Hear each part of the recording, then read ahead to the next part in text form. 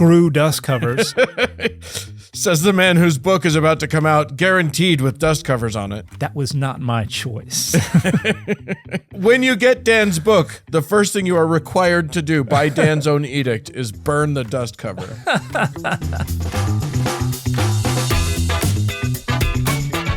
Hey everybody, I'm Dan McClellan. And I'm Dan Beecher.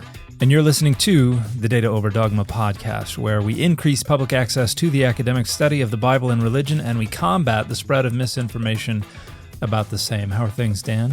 Things are good. Things are good. We're Good to hear. we got some fun heresy coming up. We got some good stuff going on.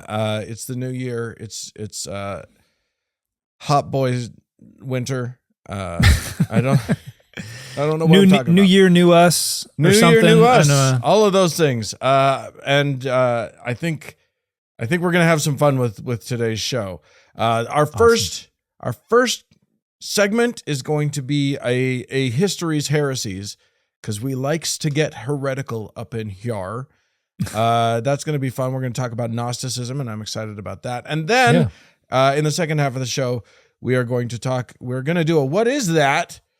About a thing that you have mentioned many times on this show and in your various other social media, Codex Sinaiticus, which sounds like probably it sounds like a disease? Question Bless mark? you. I don't know. Yeah, something like that, or something you'd see a commercial on that says may result in anal bleeding or something like that. Do not take Codex Sinaiticus if you've experienced any. Yeah, exactly. All right. Well, let's just launch in with history's heresies. All right. So I said it. We're talking about Gnosticism. I personally am a Gnostic. I am agnostic. Agnostic. Yes. Easy to get those two confused. But I would like to learn more about. Here's the thing: for all of the things on this show, usually when we decide on what we're going to talk about, I dive in and do a little bit of research to sort of figure out what the heck we're, so that I have anything at all of value to offer to the conversation. But this time, I actually opted out of doing too much. I wanted to do some, surface stuff, but I figure I'm just going to be the guy learning with the rest of the audience on this one, because it just seemed like that would be a useful thing. And I'll ask questions because I don't know anything about Gnosticism. Yeah. All right. So dive in. What do we got? Yeah. First off, the word begins with a G. Gnosticism is what we're talking about, which comes from the Greek gnosis, which means knowledge. Yeah. And so Gnosticism would seem on the surface to have something to do with knowledge. And really, it's a kind of a blanket term that is used by scholars, and there's a debate regarding how accurate a term it is for a handful of different movements that we primarily see within early Christianity, but are theorized to come from perhaps a pre-Christian Jewish movement. We're actually not totally sure about that, but it is related to a philosophical movement known as Middle Platonism, which is kind of where one way that Platonism was getting its kicks in the first and early second century CE. Is that related to Plato? Is that what we're talking about? Yes, it would be related to Plato. So Plato was all about the fleshly material world versus the spiritual divine, and never the twain shall meet. These are two diametrically opposed categories, and this influenced the cosmology of perhaps some early Jewish folks who saw the material world as corrupt and evil, and saw salvation and the goal of our of what we're all doing here being related to overcoming the flesh and escaping the fleshly prisons of our bodies. Right. And that was not done through animal sacrifices. It's not done through penance. It's not done through payment. It's not done through all these things. It's done through accessing knowledge, and specifically kind of secret knowledge about the hidden main God. And so, yeah, you go back to like Plato's cave. You're familiar with this, the allegory of Plato's cave, where we're all just, not recalling this. Yes, okay. I'm definitely 100% familiar with it. But for the other people, listeners, maybe it'd be a good idea to talk about it. So there was this idea that that's called the allegory of Plato's cave, where what we experience of reality can be compared to a shadow puppet show. Somebody is behind. We're all kind of chained up, forced to watch this screen or this wall of a cave where somebody behind us has a light source, and they're kind of putting on a puppet show, and all we're seeing is the shadows dancing on the walls. We're not experiencing reality directly. We're seeing this kind of projection of reality. And what philosophy does is help you escape from the cave and actually directly engage with reality and experience it as it is, rather than as these puppet masters behind us are wanting us to experience it. And so, but this is related to the idea that the world is an illusion and we're trapped in these bodies, and we want to try to escape them so that we can return to the pleroma, the fullness. Our spirits can anyway, because the reality is that our selves are these divine sparks, these spirits that are within us that want out. And then all of the trappings of the flesh are literally that, trappings of the flesh that keep us here. And so the idea is to, through Jesus is supposed to be one of the offspring of one of the, Barbello is the name of the first emanation of the main God, and Jesus is the son of Barbello according to one of these traditions, and Barbello is kind of androgynous. We're not sure if it's male or female, but in one of the traditions, that's kind of the root of all of this. And then we get Jesus as the son, who has come to try to help the people who are interested in gaining this secret knowledge do so they can ultimately, they realize their own divinity within them, realize that the fleshly world is a prison, and then try to gain the knowledge, the secret knowledge, to finally unlock the door and escape back to the world of the divine, to the pleroma. Okay. And that's like a 900,000 foot view of what we have been able to reconstruct, because we don't have much directly from Gnostics. Overwhelmingly, really? Yeah, our information about Gnosticism primarily comes from the writings of Christian leaders who hated Gnostics. Okay. And so they quoted things, and they talked about leaders and things like that, and they talked about their texts, but we didn't know much at all about them until we discovered the Nag Hammadi codices, which are a bunch of texts that it appears are somewhere around 400 CE. Somebody out in the desert seems to have stuffed all these texts in some leather folio things and buried them. And we didn't find them until about 75 or 80 years ago. And and we found a bunch of texts that generally are categorized as Gnostic, including some that we have known about, like the lost Gospel of Thomas, for instance. And there was also a Gospel of Judas that was probably 20 years ago almost. The Gospel of Judas was discovered. That's another example of something that's generally identified as Gnostic. But there are a bunch of branches of Gnosticism. You have Valentinianism, you have the followers of Basilides, you have the Sethian Gnosticism, and there are a couple of later branches. Manichaeism. Have you ever heard of Manichaeism? I've heard you say that word before. So that's it's generally considered a branch of Gnostic Christianity. It was started by a prophet named Mani, or Mani, who was I like born, Manny. Manny. I want to feel like he's the guy that, like, he's a prophet, but he also runs the corner store down the street, the little bodega. Hey, Manny. And he was born in the early 3rd century CE.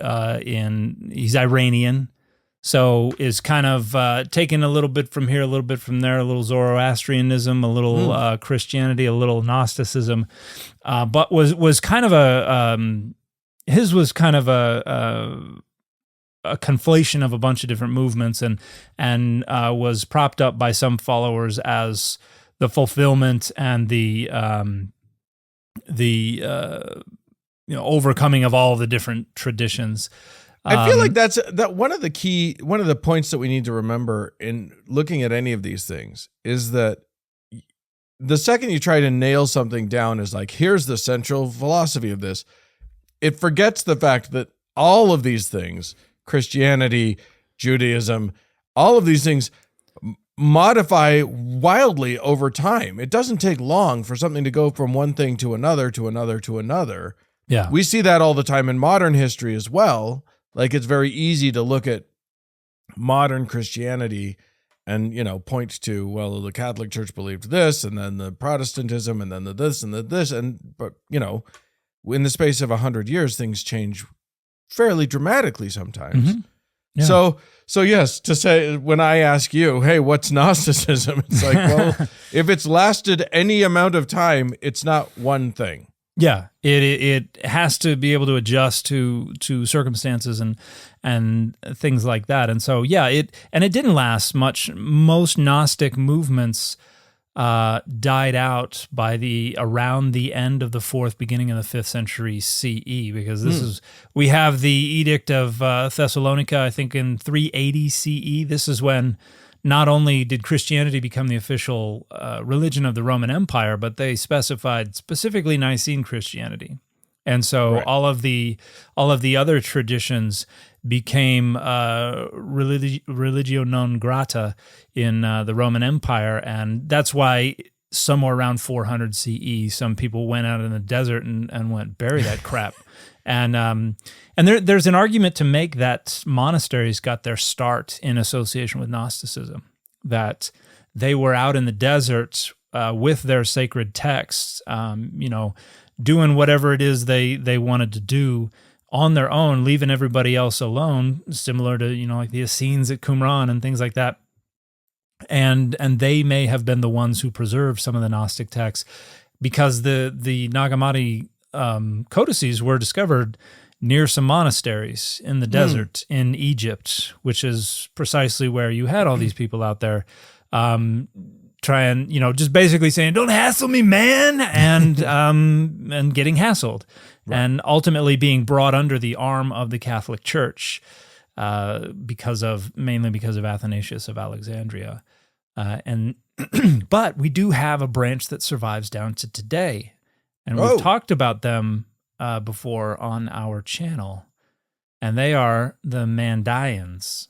Okay. So you'll recall we talked with James McGrath about his book on John the Baptist and the Mandaeans, who may have been, there may or may not be a genetic link between the following of John the Baptist and the Mandaean movement. I think traditionally they claim that they go all the way back to John the Baptist. Whether they do or they do not, Mandaeism postures itself or is describable as a Gnostic movement. And so maybe not as bizarre and out there as some of the Gnosticism that people who study the patristic authors and the early church fathers would think of Gnosticism, but it is a Gnostic movement that has survived down to this day. I'm still not 100% clear. Is the thing? Are we still holding that the thing that makes something Gnostic in nature is that duality between material and immaterial world? Is that the main identifier, or what? I think that's one of the main identifiers. This is one of the reasons people debate things like the Gospel of Mary. Is that Gnostic or is it not? Because it seems to be talking about all this, you got to have the right knowledge, and there's mockery going on of people who don't have the right knowledge, but completely absent is any reference to a traditional Gnostic cosmology about the Yalta Bout is the the JV squad deity that creates the natural world to try to imprison all these spirits, and that's who Jesus is coming to save everybody from. And this is where Gnosticism can run into some anti-Semitism. There are certainly movements that have emphasized this more than others, but when you look at the Hebrew Bible, you see Adonai, the God of Israel, is creating the material world. And that makes Adonai the bad guy in some Gnostic perspectives. And so the name they use is Yaltabaoth. And so Jesus is coming to save his followers from Adonai, the God of Israel, who's out to make sure they stay imprisoned. So getting back to the Gospel of Mary, some people say, well, we can't really say it's Gnostic because there's nothing about that cosmology or no references to Yaltabaoth or anything like that. So for some people, that is diagnostic of Gnosticism. A lot of other scholars would say we can't really identify a necessary and sufficient feature of Gnosticism. And some scholars would argue that anciently, there's nobody who would have said, oh yeah, I'm a Gnostic. Right. Like that wasn't an identity that was... that had any currency back then. It's perhaps the closest analog that we could talk about is like paganism, because paganism just becomes kind of a catch-all term for everything that's not us is paganism, and it becomes a byword and this kind of thing. And then now we have neo-paganism where folks are trying to restore to the degree that they can what was going on with some of the non-Christian European traditions that were around before. So it is pretty squishy. It is kind of egg to the wall, problematic. The categorization. Another interesting movement that I think some people have called like pseudo-Gnostic is the Cathars, Catharism. Okay. And this is not just somebody who can't pronounce Catholicism. This is a specific movement that starts up probably around the 12th century. It's a little fuzzy where it's coming from. Some people think that there is a movement called Paulicianism that might come from the Byzantine Empire, come through Armenia into Bulgaria, and then further west into Europe and become Catharism. But they had they seem to have incorporated some Docetism into their ideas about Jesus. I don't In know other what words, that is. he What's wasn't Docetism? Docetism is the idea that Jesus wasn't a flesh and blood human. And that Jesus didn't actually die on the cross, but was kind of like, peace out, suckers, and left, either replaced him with someone else, or it was just an illusion or something like that.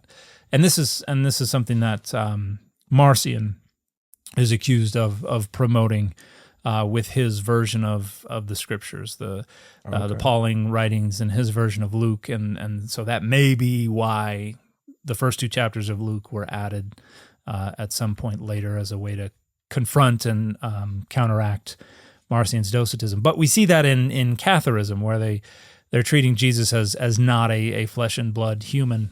And they had this, they had a rite. It was kind of like baptism, only it was called consolamentum. And this was, it's kind of an interesting thing. It was very similar to baptism in that you shook some holy water over someone's head, but you had to do a lot more of it. It was like a very thorough rinsing, so that not just a sprinkling, but you had to get thoroughly wet. And this is the idea that this is a full super soaker treatment. Yeah. This is the supersize me version of this, where you're definitely you have been consolamentumed. But the idea is that temporal pleasure is sinful, because it is the trappings of the flesh. And once you have reached the point where you're like, I'm ready, I'm going to do my best to completely overcome all the trappings of the flesh, you would go through this process. And then afterwards, you were supposed to be a pescatarian.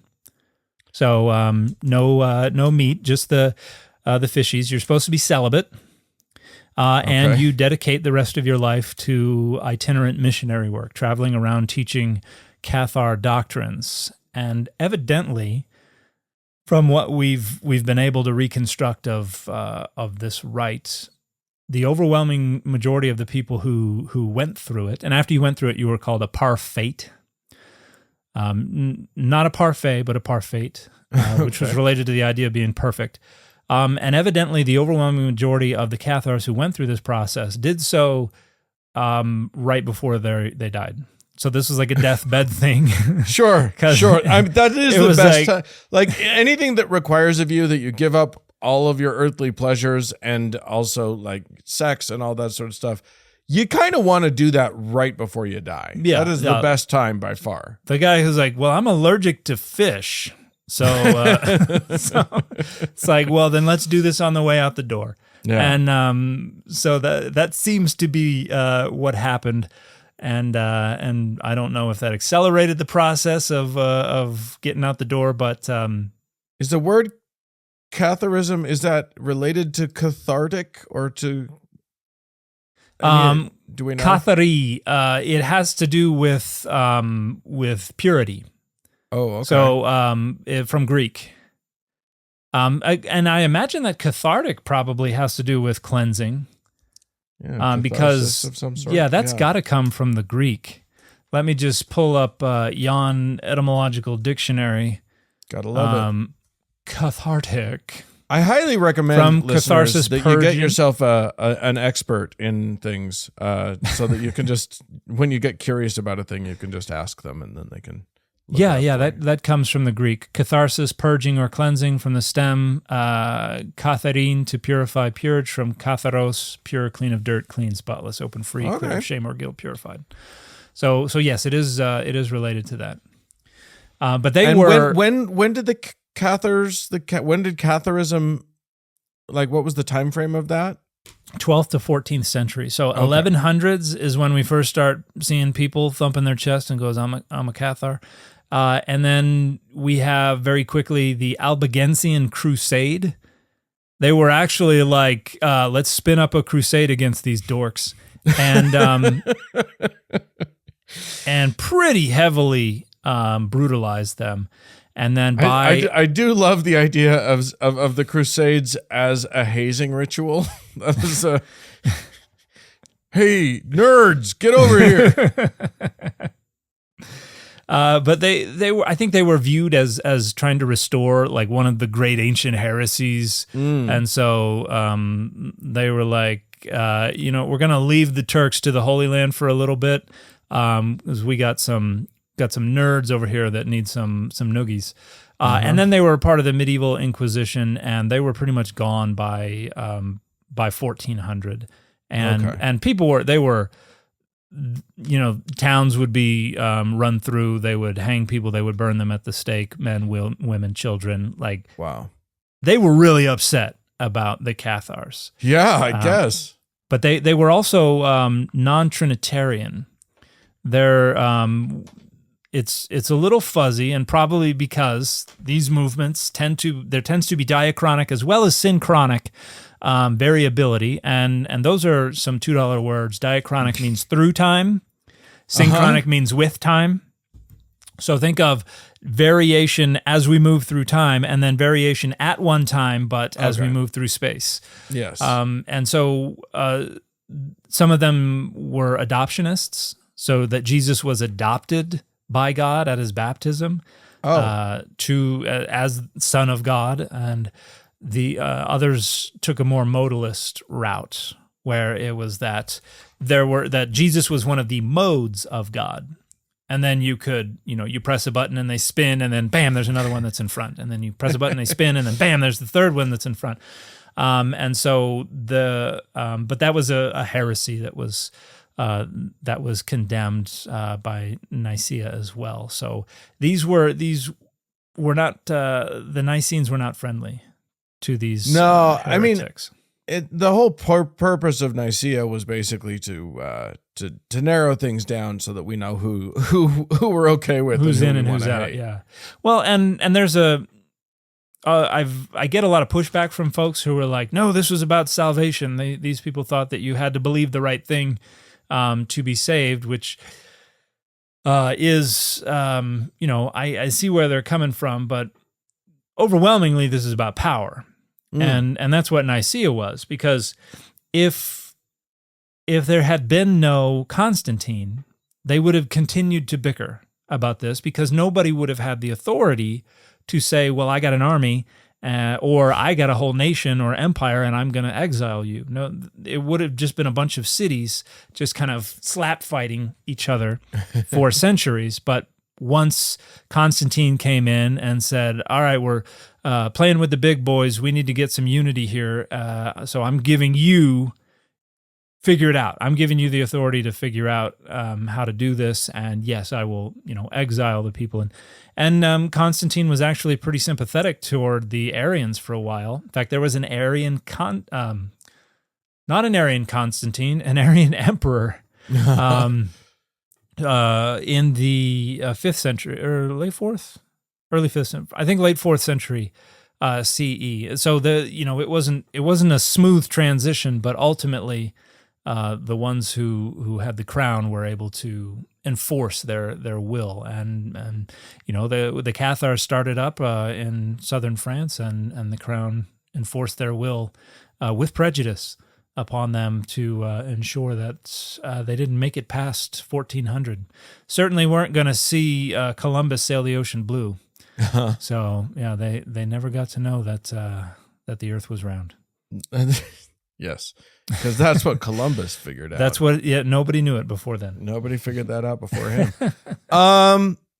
Interesting. Okay, well, so this thread of Gnosticism, it feels like it's in conflict with everything that I know about sort of Christianity. Do we think that the Gnostics?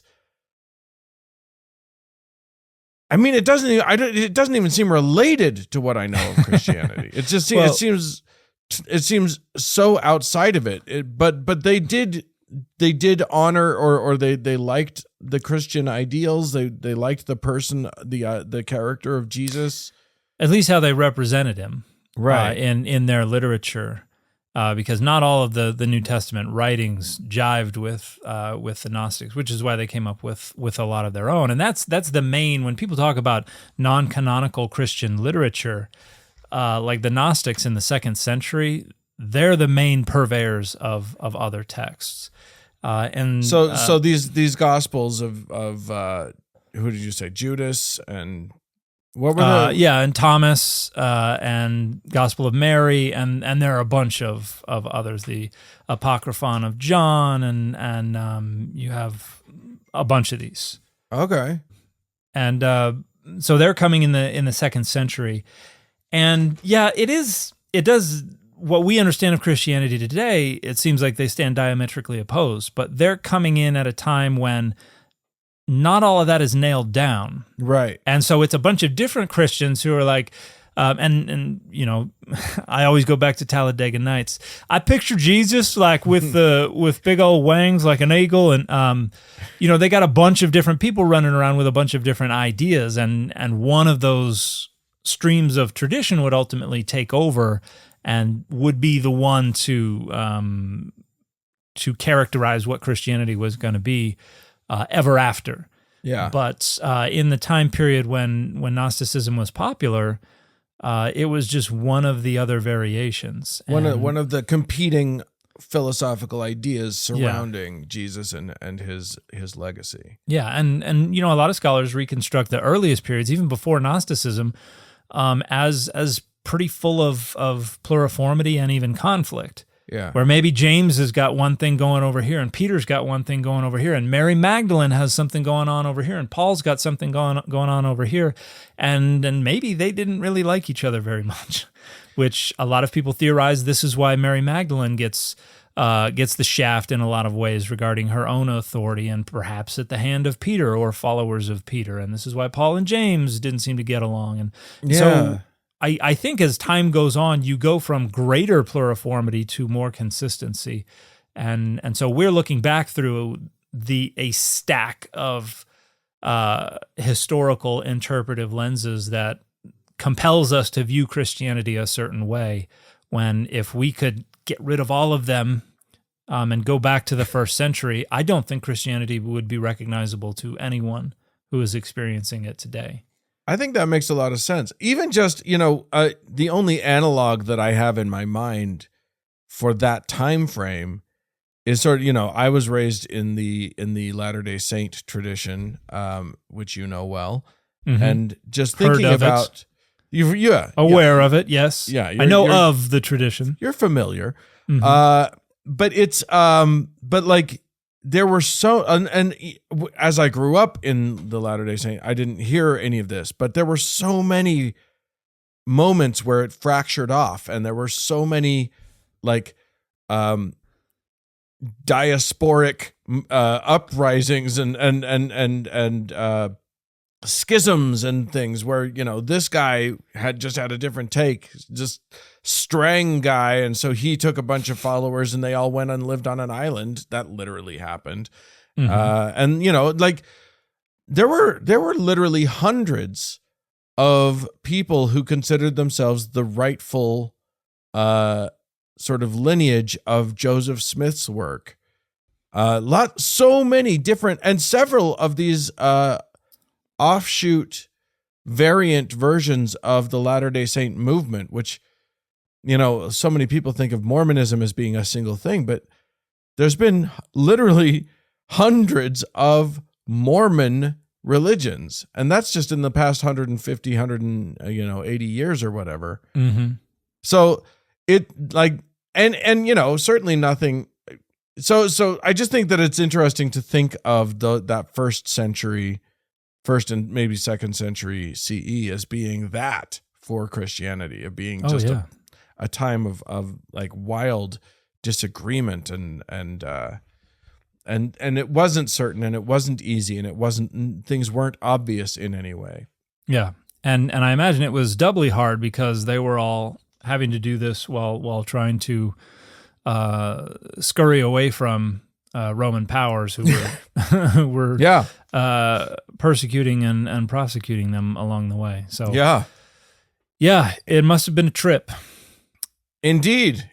All right. Well, I think we're going to have to revisit Gnosticism at some point. We may have to bring up. We may have to like tuck into an actual Gnostic book and just see what it's all about at some point. And I've got a couple of friends who are chomping at the bit to come on the show. Love it. One of them, one of the leading authorities on Gnosticism, April DeConnick, is that I had dinner with at SBL, who's a wonderful scholar of early Christianity and Gnosticism. So love it. She's eager to come on and correct any and all misinformation that I've spread. That we've just poured out into the world. Yeah. All right, excellent. Looking forward to that.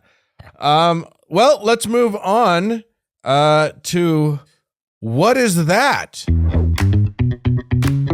Did you ever watch the very first episode of Saturday Night Live? I don't think so, no. There's a skit where they're just showing the stage, and Bill Murray walks out into the middle of the stage and looks off in the distance and goes, "What is that? What is that? Oh, wait, no.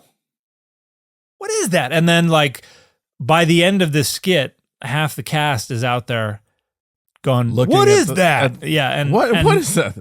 And then like they're all like, oh, okay, and like that's the end of the skit. It was weird, but every time you say "what is that," I think of the very first episode of Saturday Night. We'll have Bill come on and do it for us. That would be excellent.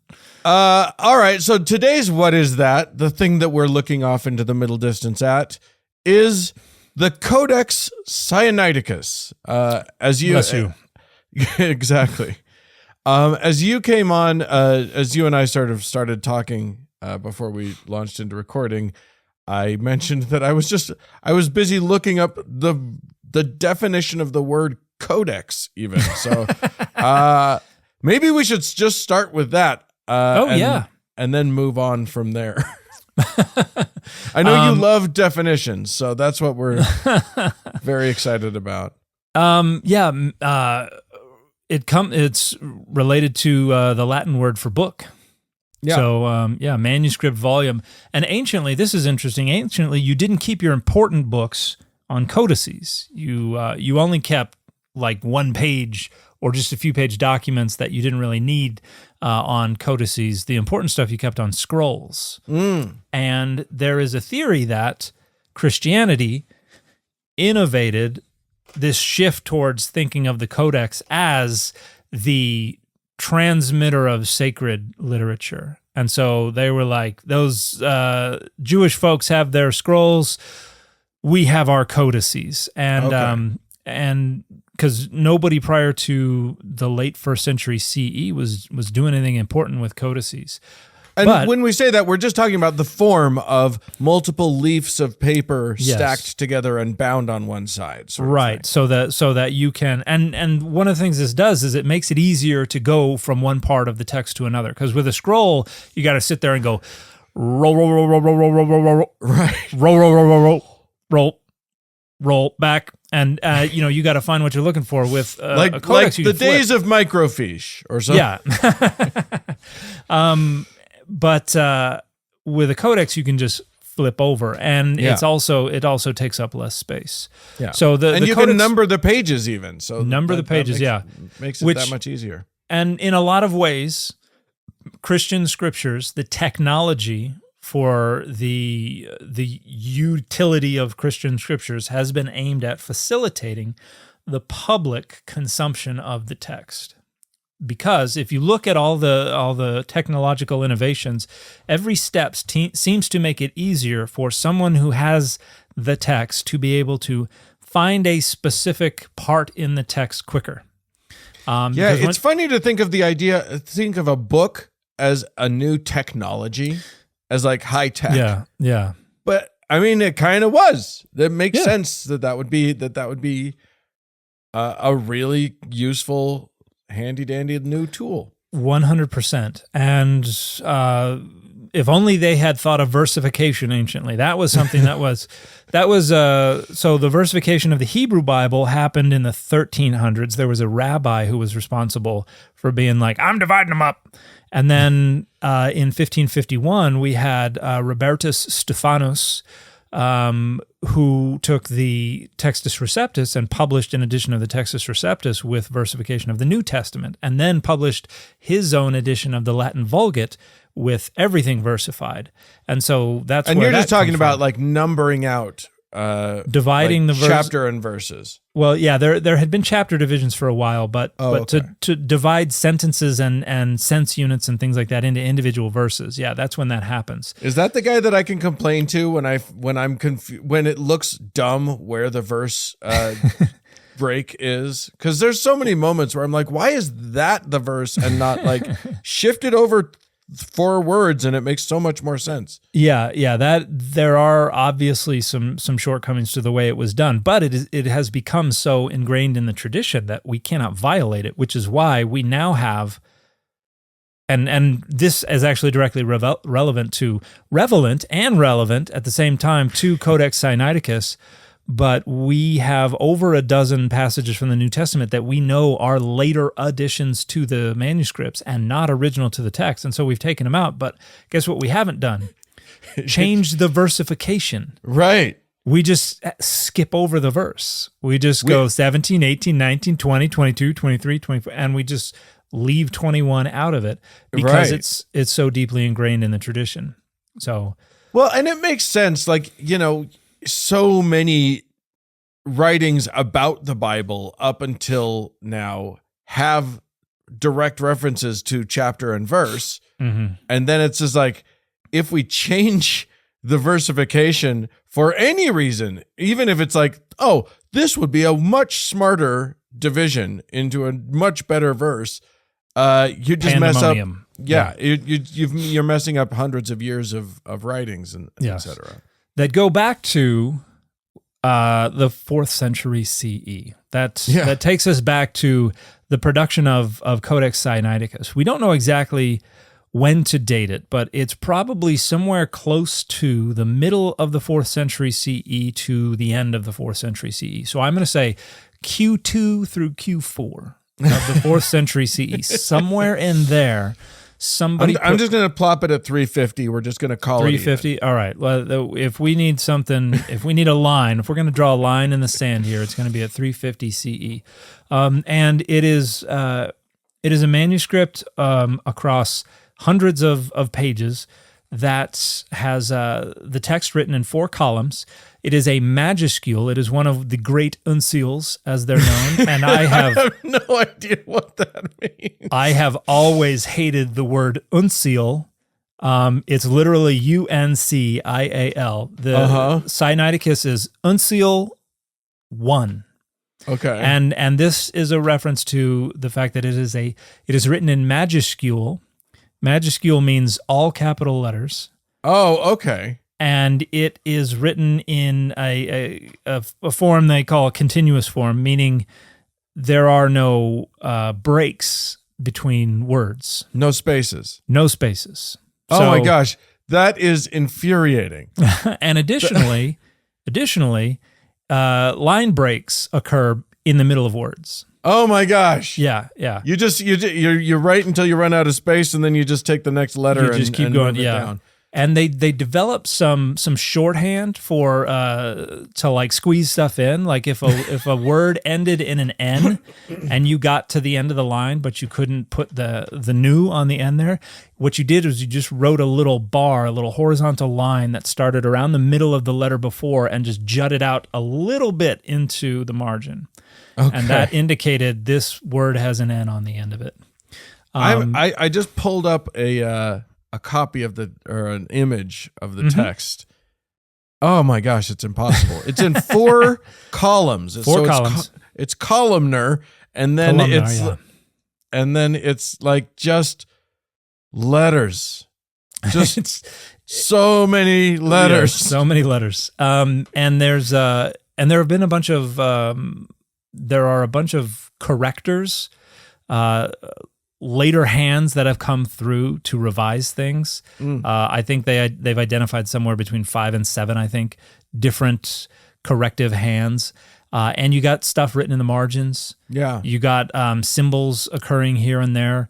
They use a lot of what is called nomina sacra. This was a practice within early Christianity where certain words, and mainly the names and titles of deity, they're abbreviated, where you take anywhere from 2 to maybe sometimes 5 or 6 letters from a longer word, and so you'll take like the first letter and the last letter of Jesus, and so instead of writing out Jesus, you would have Yoda Sigma, and then there would be a line over the top of it, and that would indicate, I'm talking about the who. So, but they would use that for Jesus, for Christ, for God, for Son, for man, heaven, David, Jerusalem, Mother, Father, Savior, Spirit. That's a lot of them. There are a lot of abbreviations, yeah. And there are a bunch of fascinating things about Codex Sinaiticus. It is in Greek, so it contains the New Testament in Greek, as well as the Septuagint, or the ancient Greek translation of the Hebrew Bible, including the books of the Apocrypha. So, and it also has 2 New Testament texts that are no longer in the canon, the Epistle of Barnabas and the Shepherd of Hermas, which are both probably early 2nd century compositions, but they're in there as well. And there are a lot of this is the earliest copy of the full New Testament that exists, and the earliest copy of the full Bible that exists as a single document. Right. So this is phenomenally important. But if you take your handy Bible, whichever one you have today, or probably whichever one you have today, and you start comparing it to Codex Sinaiticus, you're going to find a lot of differences. For instance, you're not going to find the last 12 verses of Mark. Oh. Your version of Mark is going to end at 16 verse 8, which is where everybody is terrified. and verses 9 through 20 are, they go tell everybody, and, Jesus appears to some of them, and they go to Galilee and blah, blah, blah. And you have your post-resurrection appearance and stuff like that. That's not in Sinaiticus. Okay. Those dozen plus, usually about 16 passages that most modern translations of the New Testament omit, those are not in Sinaiticus. The story of the woman taken in adultery from the end of John chapter 7 and the beginning of John chapter 8, just not in Sinaiticus. One of the passages that is that many modern translations of the New Testament omit is the first one canonically. If you start Matthew and you go through, the first time where you actually skip a verse, where you go, what the heck? Went from 20 to 22. That's Matthew 17:21 is omitted. It's not in Sinaiticus. The text just blazes on through perfectly happy without noticing. But you have somebody who wrote a little like divider mark, the line with the dot above and below. Somebody wrote something in there and then put another one in the margins, and then up at the top of the manuscript, you have in a later hand, so in the centuries after the original transcription of this manuscript, somebody went in there and wrote what is now verse 21 up in the margins. Oh, weird. And it seems to have been taken probably from a passage in Mark. The idea being, they're like, hey, it's the same story, but they didn't repeat this one detail that I really like.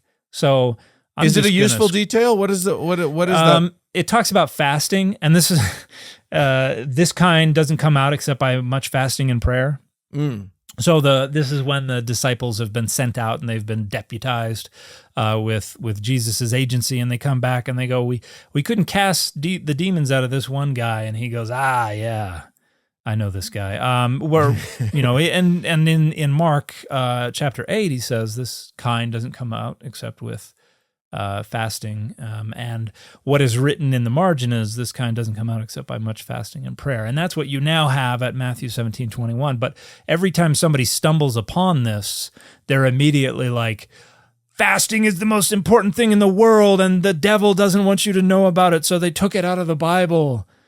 And, it's still in Mark 8 in all of the Bibles. So, it's not, the devil didn't do that good a job if right. That's what yon devil was trying to do. But, it's not because the devil is trying to stop people from fasting. It's just because that wasn't originally in the Gospel of Matthew and somebody later on added it. Right. So, and there are a bunch of examples like that where Sinaiticus just doesn't have those things.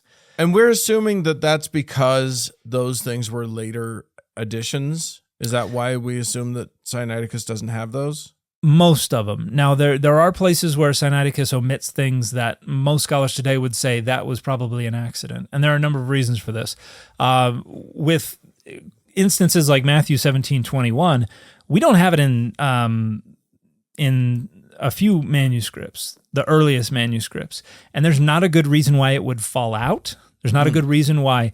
Usually when scribes accidentally omit stuff, we can see why. Usually it's because they stopped at a word and they were like, oh, okay, I stopped at that word. And they move over to the text and they write what they're going to write. And then they come back and they're like, all right, where's that word?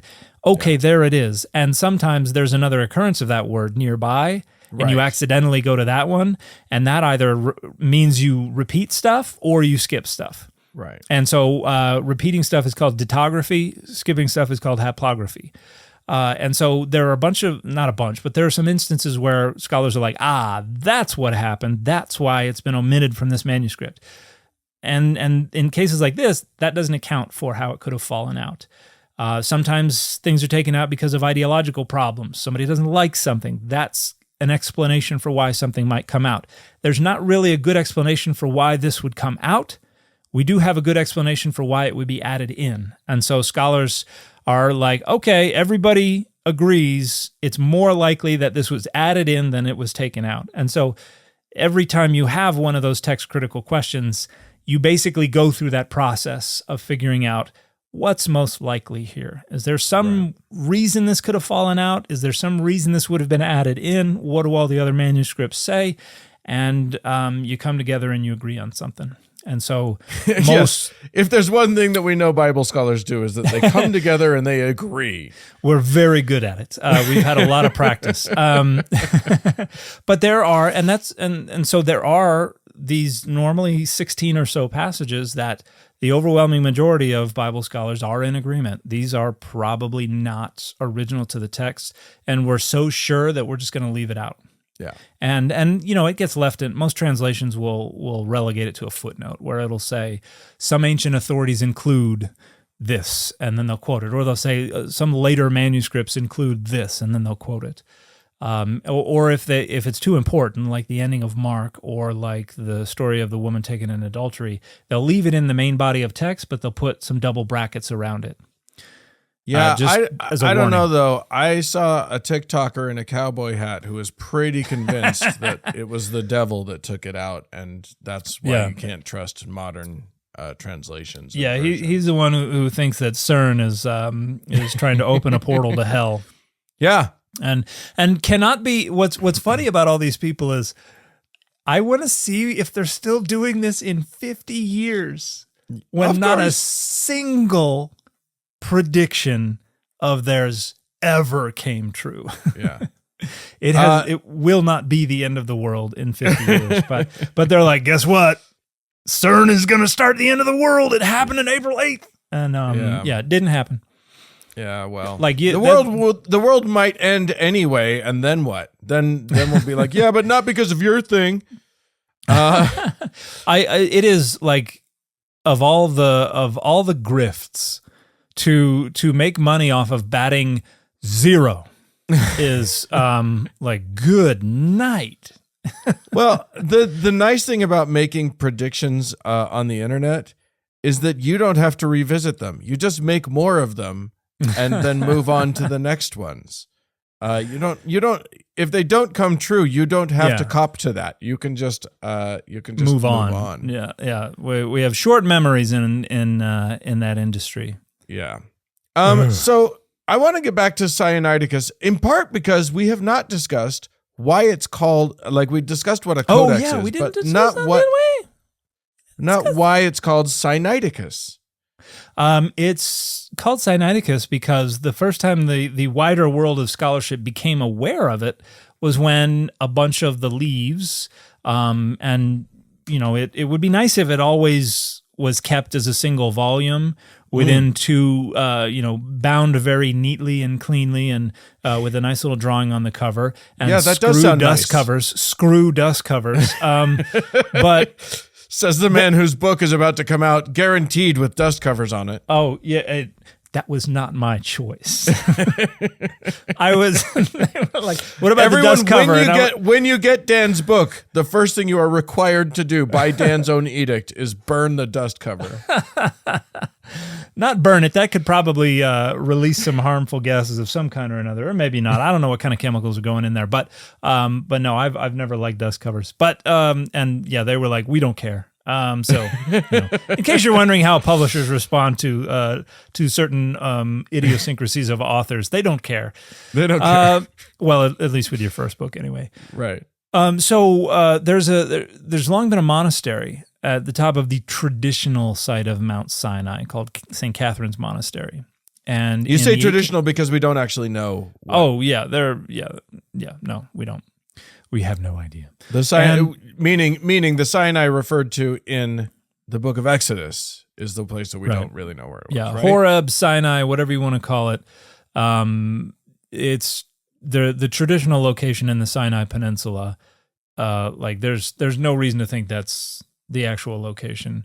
Okay. But there's a monastery up there, and my old doctoral supervisor. I don't know if she still does it, but for a time she would lead a tour that would start in Cairo, and you would ride camels across the Sinai Peninsula, and then hike up to St. Catherine's Monastery at the top of Mount Sinai and then she would talk about artwork and artifacts and architecture and stuff of St. Catherine's Monastery, which I think would just be so much fun. But I digress. 1844-ish, you have a guy named Tischendorf. Who is there in St. Catherine's Monastery, and notices some among the piles of stuff as like, hey, what's that over there? And notices some Greek and reads through it and is like, this looks like the Septuagint. And he was like, can I have this? And then they were like, why do you want it? No reason. And they were like, we kind of feel like this is important now, so you can take 43 pages.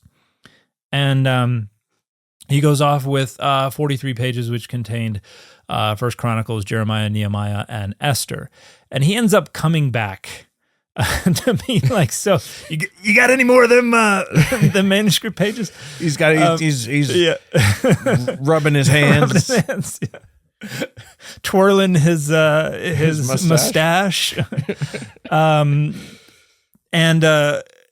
over time they gather the majority of this codex from St. Catherine's Monastery, and some of it has made its way to other places.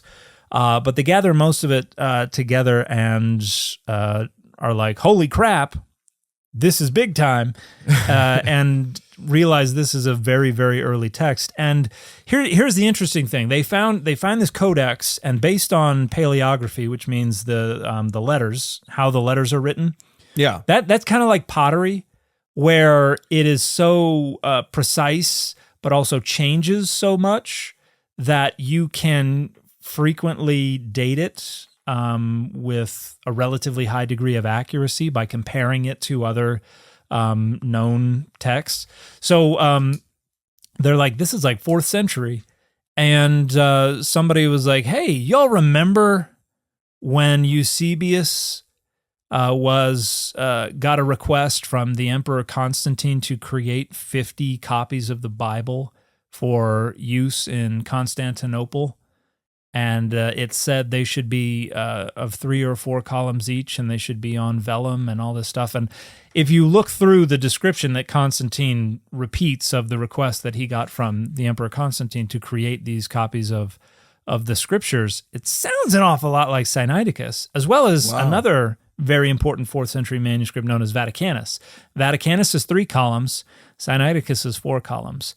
And so I think, if I recall, Tischendorf was like, we found one of Constantine's 50 Bibles. And I think probably the majority of scholars these days are like, sit down. No, we didn't. But there are some scholars who still argue that, which would mean they would date to somewhere in the 330s CE. Okay. Which is possible. That is Q2. Yeah. Of the 4th century. So it's certainly possible. But a little ways before the actual date of 350. Of 350, yes. Which I already gave. January the 1st of 350. They did it real quick because they wanted to. Yeah, they're like, we don't want this to cross over into another day. They're like, oh, a new codex just dropped. It's January 1st. Hey, it's your boy Eusebius. Welcome back to my YouTube channel. And so Codex Sinaiticus is one of the most important Bible manuscripts on earth. And I stumbled across it in the British Museum. British Library. British Library, Museum? Yeah. No, it's in the British Library. It was the British Library. I was there, oh gosh, I don't even remember how long ago it was. Was it 2 years? It was in October of a recent year. I don't know. But anyway, I was there with my family, and we're like, we're going to go to the British Library. And they're like, oh my gosh. But they went. And as you walk in, you come up these stairs, and, you got stairs going in all different directions and everything. And on the left, it was like the book. And it was an exhibition on the book as a technology. And it's a very cool exhibition. It's one-ish big room with a couple of little rooms that split off from it. But it starts with like the earliest books from societies all around the world. They've got, the first edition of Shakespeare's complete works, and they've got, the piece of paper that Paul McCartney wrote yesterday on, and they've got the Magna Carta off in one of these other rooms. Sure, why not? I was like, yawn. Let me see some Bibles, and as one might expect. And so I was just kind of trolling through, looking at all these Bibles, admiring them as is my wont. And then I was like, hey, that looks familiar. Holy crap, it's Codex Sinaiticus. And then I looked right next to it, and it was Codex Alexandrinus. And I was like, and went to tell my family, who could not have cared any less if I had paid they're like, money. can we now walk 2 blocks and see platform 9 3/4 at King Cross Station, please? Well, they weren't excited about 9 3/4 because they were like, it's always so crowded. And I don't know when the last time you were there was. There was a time when it was just that little cart thing embedded in the brick. Now there's yeah. Oh, you were just there. I've never been to. Oh, there. you've never been. I just know. Anyway, that. You used to be able to just walk up to it and be like, "Hey, take my picture," and now it's roped off, and you have to wait in line. It's like an hour line sometimes that you have to wait in. However, they have built an entire Harry Potter store into the platform next to it, and so my kids were all about that. Which it's a very cool store. So, but again, I digress. And it was incredible to be able to see it up close, and it was incredible how faded it is. Because I was like, I can barely make out some of these letters. Parts of the manuscript are very, very faded. But it was an experience. It was a spiritual experience for me to suddenly be like, I am a foot away from one of the single most important manuscripts of the Bible that has ever existed. So yeah, if you find yourself near platform 9 3/4, that means you have found yourself near the British Library, and a lot of very cool stuff, including, well, again, I don't know how long ago this was, so the exhibition might not be there anymore, but Sinaiticus is in the British Library. Nice. Check it out. Yes. All right. Well, that's it for today's show, folks. Thank you so much. If you would like to become a part of making this show possible, as well as gain access to an early and ad-free version of every episode, and potentially also gain access to the after party where Dan and I spill our guts and spill the beans all over on each other all the time, you can go over to patreon.com/dataoverdogma and just kick a couple coins our way. Really helps us out. You get some cool stuff. Everybody's happy in that. If you would like to reach out to us, it's contact@dataoverdogmapod.com, and we'll talk to you again next week. Bye, everybody.